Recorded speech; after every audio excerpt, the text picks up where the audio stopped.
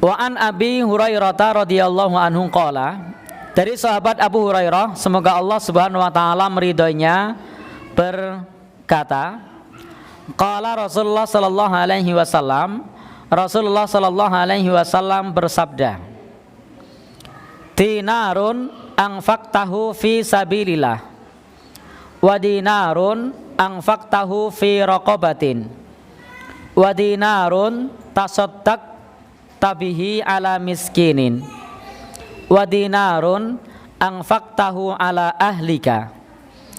Rasul menyebutkan mengenai masalah dinar atau uang yang diinfakkan. Pertama, beliau membandingkan dinar, uang yang diinfakkan di jalan Allah fi sabilillah. Yang kedua, beliau menyebut uang yang diinfakkan untuk membebaskan budak. Kemudian yang ketiga menyebut uang yang diinfakkan untuk orang miskin.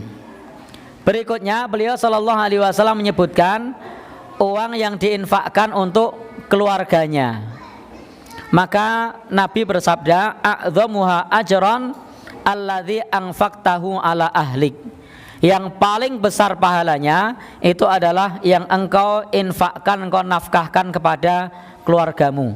Jadi infak yang terbesar pahalanya itu adalah infak kepada keluarganya. Bapak Ibu, seorang anak merengek nangis-nangis minta uang. Lalu kemudian ada di masjid kotak infak berjalan. Sementara anaknya tadi betul-betul butuh. Mana yang lebih utama? Anaknya. Jadi bukan kotak infak yang di masjid. Ini pentingnya kita mengetahui prioritas mana yang wajib dan mana yang sunnah. Jangan sampai kemudian kita mengerjakan yang sunnah, meninggalkan yang wajib. Maka penulis kitab ini menyebutkan bahwa hadis ini menunjukkan ala fadilatil infak, mengenai masalah keutamaan nafkah alal ahli kepada keluarganya. Wa annahu, dan bahwasanya afdalu minal infak fi sabilillah, lebih utama daripada infak fi sabilillah. Jadi betapa memberikan nafkah kepada keluarga itu pahalanya lebih besar daripada infak fi sabilillah. Padahal kita tahu fi sabilillah, orang yang berjuang di medan perang jihad itu pahalanya adalah besar, termasuk wadirwatu sanamihi, puncak di dalam ajaran Islam itu adalah jihad fi sabilillah. Jadi kalau sudah bisa jihad, itu sudah bisa menguasai hawa nafsunya, rela meninggalkan anaknya, rela meninggalkan istrinya, rela meninggalkan usahanya untuk jihad fi sabilillah. Ternyata kalau masih punya tanggungan keluarga dibandingkan memberikan infak fi sabilillah, maka yang lebih besar pahalanya adalah infak untuk keluarganya. Demikian pula termasuk untuk membebaskan budak, maka masih lebih utama berinfak kepada keluarganya. Demikian pula kepada orang miskin, maka masih lebih utama infak kepada keluarganya. Ini bukan egois, bukan, tetapi adalah memenuhi yang wajib terlebih dahulu. Kalau istrinya sudah bisa makan, anaknya sudah bisa makan, sudah bisa minum, sudah bisa nyandang, maka kemudian perhatikanlah orang lain. Jadi bukan dibalik, untuk keluarganya pelitnya luar biasa, untuk orang lain malah lomo.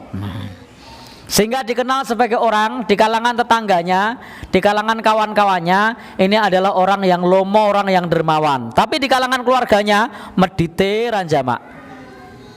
Jadi kalau kumpul-kumpul sama temannya, bakmi traktir, kumpul sama teman-temannya nyate bayari. Tapi kalau sama keluarganya boro-boro sate. Ya. Jadi Bapak dan saudara yang berbahagia, ini namanya tidak tahu skala prioritas. Jadi tidak memahami mana yang wajib dan mana yang statusnya di bawah wajib. Apalagi tadi statusnya bakmi. Tidak setiap orang yang bakmi itu dalam keadaan lapar. Karena bakmi ini kalau di tempat kita di Jogja, Bantul ini biasanya malam. Sehingga tidak setiap orang yang diajak bakmi itu orang yang butuh. Sehingga kalau misalnya kita mau memberikan nafkah, sebenarnya ada yang lebih utama daripada sekedar bakmi. Ngajak bakmi boleh enggak? Boleh, namanya saling memberi hadiah. Ini ya gentenan. Mungkin Bapak Ibu sekarang yang traktir dia, besok dia lagi, besok dia lagi. Itu namanya bukan saling memberi hadiah. Karena statusnya bukan lagi nafkah infak di situ, karena penerimanya adalah orang-orang yang mampu. Statusnya adalah saling memberi hadiah. Insya Allah kalau saling memberi hadiah akan menumbuhkan rasa saling mencintai. Bapak Ibu, wadzalika, dan yang demikian itu karena keluarga adalah termasuk orang-orang yang diwajibkan bagi kita untuk memberikan nafkah. Maka fal infaqu alaihim fardu ain. Maka infak kepadanya adalah fardu ain. Jadi wajib bagi kepala keluarga. Kepala keluarga hukumnya fardu ain memberikan nafkah kepada keluarganya. Maka kalau ada seorang ayah, ada kepala keluarga, dia terpenuhi 3 syarat tadi, tapi tidak mau memberikan nafkah, maka statusnya berdosa. Wong mikir awake dhewe. Nek nggo seneng-seneng ono, nek nggo dolan ono, nek mancing mempeng. Kewalik. Nek mancing mempeng. Tapi nek nggo keluargane, nah, selalu tidak ada. Bahkan untuk waktu untuk keluarganya tidak ada. Maka ini statusnya berdosa. Kenapa berdosa?